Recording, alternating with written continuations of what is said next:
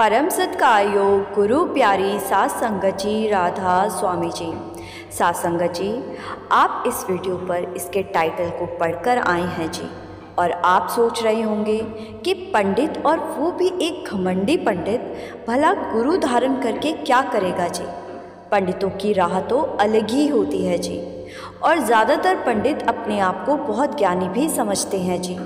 लेकिन सात संगत जी, गुरु ने जब जिसको अपनी ओर लगाना होता है तो फिर क्या पंडित और क्या मौलाना, गुरु चुंबक की तरह अपनी ओर उन रूहों को खींच ही लेते हैं जी। सात संगत जी, ये जो साखी आप सुनने जा रहे हैं जी, इस घटना की शुरुआत एक हवाई यात्रा के दौरान शुरू हुई थी जी। इस हवाई यात्रा में एक बहुत ही ज्ञानी, पैसे वाला और घमंडी पंडित यात्रा कर रहा था जी। इस पंडित के साथ वाली सीट पर एक सत्संगी भाई भी इसी दौरान यात्रा कर रहा था जी। लगभग 2.5 घंटे का ये सफ़र था।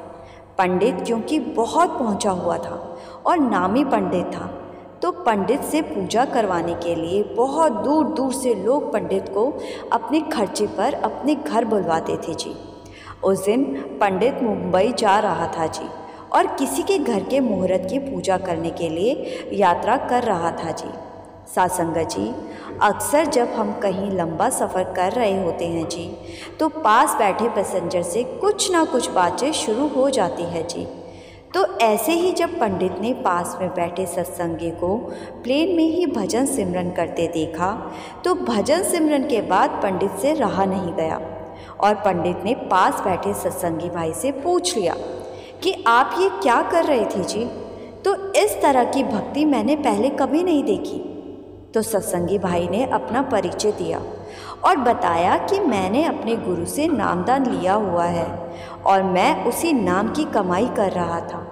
हमारे गुरु कहते हैं कि जितनी नाम की कमाई इकट्ठी कर लोगे उतना ही अच्छा है, क्योंकि 84 से मुक्त होने के लिए नाम की कमाई ही काम आएगी। ये सुनकर पंडित मुस्कुरा पड़ा और पूछने लगा कि आपके गुरु को कितने वेदों का ज्ञान है। तो सत्संगी भाई ने कहा कि जी ये तो मैं नहीं जानता, लेकिन वो हमेशा अपनी संगत को अच्छी शिक्षा देते हैं। पंडित फिर से मुस्कुरा पड़ा और कहने लगा कि अच्छी शिक्षा तो स्कूल में टीचर भी बच्चों को देते हैं, तो इसमें कौन सी बड़ी बात है। फिर पंडित बड़े ही घमंड से बोला कि मेरा सिक्का पूरे हिंदुस्तान में चलता है, मुझसे बड़ा ज्ञानी पंडित दूसरा कोई नहीं हो सकता। सत्संगी भाई चुपचाप सब कुछ सुनता रहा। फिर आगे पंडित कहने लगा कि तुम्हारे गुरु से भी ज़्यादा ज्ञान है मेरे पास, मुझे सभी वेदों का ज्ञान है, मैं हाथ देखकर भविष्य बता देता हूँ। ये सुनकर सत्संगी भाई से भी चुप ना रह गया, और सत्संगी भाई कहने लगा कि जी आप तो हाथ देखकर भविष्य बता सकते हो, हमारे गुरु तो भविष्य ही बदल देते हैं। ये सुनकर पंडित ज़ोर ज़ोर से हंसने लगा और कहने लगा तुम्हारा गुरु कोई भगवान है क्या। सत्संगी भाई कहने लगे कि हमारे लिए तो वो मालिक का ही रूप है। इन दोनों की बहस बढ़ती गई, और आखिर में पंडित कहने लगा कि तुम मुझे अपने गुरु से मिलवा दो, मैं 2 मिनट में साबित कर दूंगा कि मैं कितना बड़ा ज्ञानी हूँ।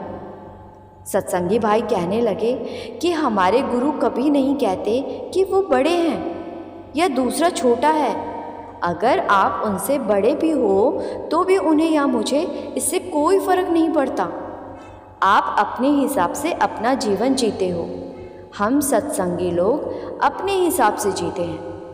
पंडित मन में सोचने लगा कि इसकी बातों से लग रहा है इसका गुरु बहुत कुछ जानता है, जिसका ज्ञान मुझे भी नहीं है। तो पंडित कहने लगा कि मैं एक बार आपके गुरु से मिलना चाहता हूँ, आप मुझे ये बता दीजिए कि वो रहते कहाँ हैं। मेरे आदमी उनसे बात करके मिलने का समय ले लेंगे। सत्संगी भाई ने बता दिया कि वो डेरे में रहते हैं, और वो आपसे मिलेंगे या नहीं ये उनकी मौज पर निर्भर करता है। पंडित का घमंड अब 7वें आसमान पर आ गया, और वो कहने लगा कि मुझे बुलाने के लिए लोग 6-6 महीने इंतज़ार करते हैं, और आप कह रहे हैं आपके गुरु पता नहीं मुझसे मिलेंगे या नहीं। इसके बाद ये सफ़र ख़त्म हो गया और अब पंडित के मन में पूरी जिज्ञासा थी कि एक बार बाबा जी से मिलना है। पंडित मुंबई से पूजा करके वापस अपने घर लौटा और उसने अपने आदमी को कहा कि बाबा जी से मेरे मीटिंग फिक्स करवाओ।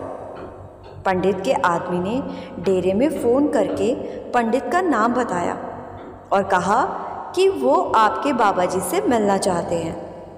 तो डेरे से बताया गया कि बाबा जी 2 महीने के बाद मिल पाएंगे, उसके पहले उनके पास टाइम नहीं है। पंडित के आदमी ने ये बात पंडित जी को बताई तो पंडित भी हैरान रह गया कि इनके गुरु के पास मुझ जैसे ज्ञानी पंडित के लिए टाइम ही नहीं है। पंडित अब 2 महीने का इंतज़ार करने लगा क्योंकि पंडित की जिज्ञासा अब और बढ़ चुकी थी।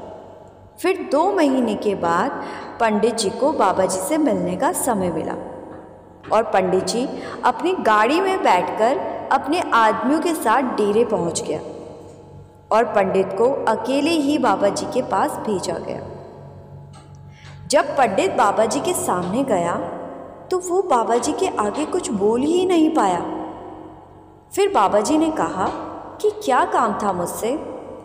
पंडित को समझ ही नहीं आ रही थी कि इनसे क्या बात करूं। बाबा जी ने फिर से पूछा कि बोलिए, आपको मुझसे क्या काम था। तो पंडित कहने लगा कि आपका एक सेवादार प्लेन में मुझे मिला था, उसके मुंह से आपकी बातें सुनी थी तो मेरे अंदर आपसे मिलने की जिज्ञासा पैदा हो गई। मुझे सभी वेदों का ज्ञान है, मैं एक बहुत बड़ा और नामी पंडित हूँ, लेकिन आपका चेहरा देखकर लग रहा है आप मुझसे भी बड़े ज्ञानी हो। तो बाबा जी कहने लगे कि भाई मुझे कोई ज्ञान नहीं है, उल्टा मैं तो खुद हर रोज़ कुछ ना कुछ नया सीखता हूँ।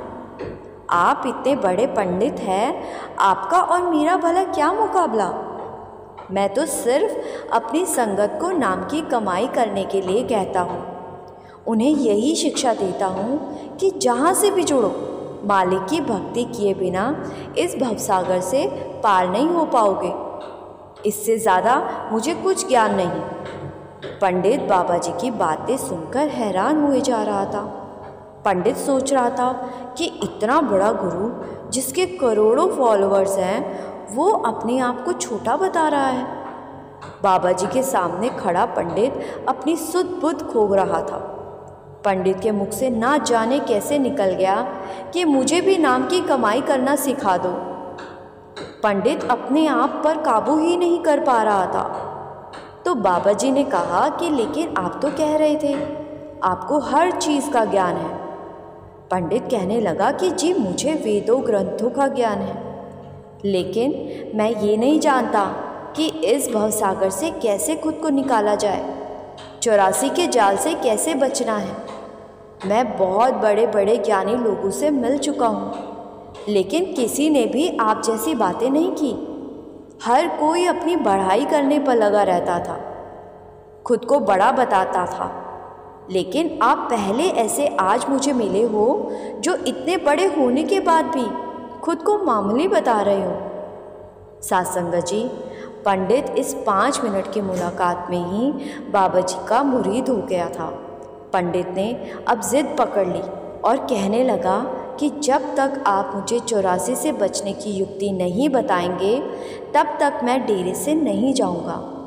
तो बाबा जी ने कहा कि मैं तो तुम्हें नामदान दे दूंगा, लेकिन पहले एक काम करो, तुम्हें जितना भी ज्ञान है उसको कागज़ पर लिखकर मेरे पास लेकर आओ। सासंगा जी, पंडित को तो बहुत सारे वेदों ग्रंथों का ज्ञान था। पंडित ने 10 दिन मांगे और 10वें दिन शाम को अपने ज्ञान के कई हजार पन्ने लिखकर बाबा जी के सामने पहुंच गया। तो बाबा जी कहने लगे कि इतने सारे पेज पढ़ने लगूंगा तो मैं सत्संग कैसे फरमाऊंगा। अपने ज्ञान का सार लिख कर लाओ। तुम तो विस्तार में सब लिख लाए। पंडित वहाँ से गया और 1 दिन के बाद 50 पन्ने का एक सार लिखकर बाबा जी के आगे पहुँच गया। बाबा जी ने कहा कि ये भी बहुत ज़्यादा है और छोटा करो, अपने ज्ञान को कम से कम शब्दों में लिख कर लाओ। पंडित अब 5 पन्ने भरकर बाबा जी के आगे आ गया। बाबा जी ने फिर से कहा कि अभी भी ज़्यादा है और अपने ज्ञान को संक्षिप्त में लिख कर लाओ। अब पंडित समझ गया था कि बाबा जी आखिर क्या कहना चाहते हैं। पंडित इस बार एक कोरा कागज़ लेकर बाबा जी के आगे पहुंच गया, जिसे देखकर बाबा जी मुस्कुरा पड़े और कहने लगे कि अब तुम नाम के काबिल हुए हो। ये सुनकर पंडित दंग रह गया। साध संगत जी, जो खुद को ज्ञानी समझकर गुरु की शरण में जाना चाहते हैं, फिर ऐसे लोगों को भला गुरु की क्या ज़रूरत, वो तो पहले से ही ज्ञानी होते हैं। लेकिन जो लोग कोरे कागज़ की तरह एकदम खाली होकर गुरु के आगे झोली फैलाते हैं, तो ऐसे लोगों को गुरु अपने गले से लगा लेते हैं जी।